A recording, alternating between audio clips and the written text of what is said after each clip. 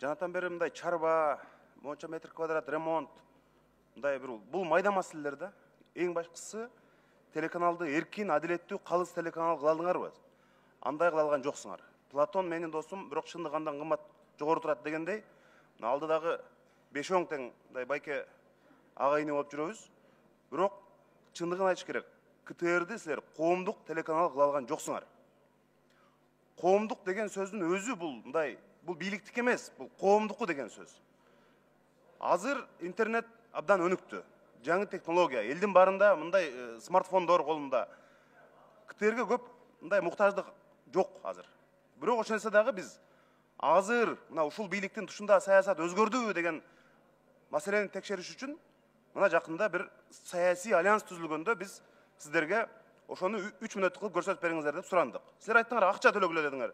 Биз макул дедик. Мына менин колумда квитанция турат. КТРдин квитанциясы. 176 000 сом алдыңар. Бирок кайра кечинде жок, биз көрсөтө албайт экенбиз, тилекке каршы деп койдуңар. Эми Борбордук шайлоо комиссиясына мен кайрылдым. Алар айтты, жок, мыйзамда эч кандай андай эмес, булар көрсөтүш керек эле деди.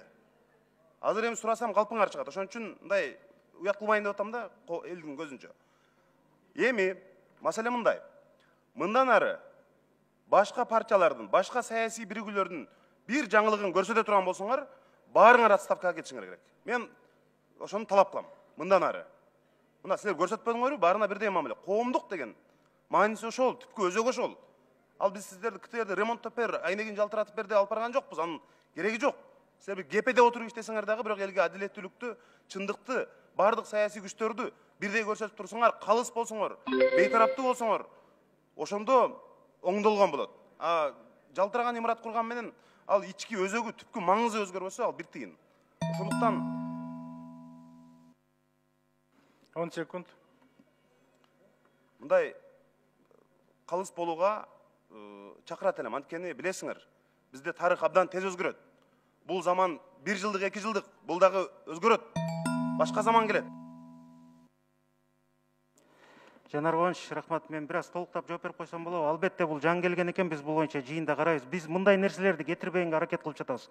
Жанар Кубанович, Кой Таш окуясы боюнча да жада калса 2 тараптуу маалымат бердик. Бул нерселер КТРКда биринчи жолу болду.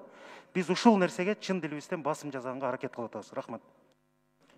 Рахмат, урматтуу депутаттар, саат 16:00 болуп калды. Саат 16:15 чейин танапис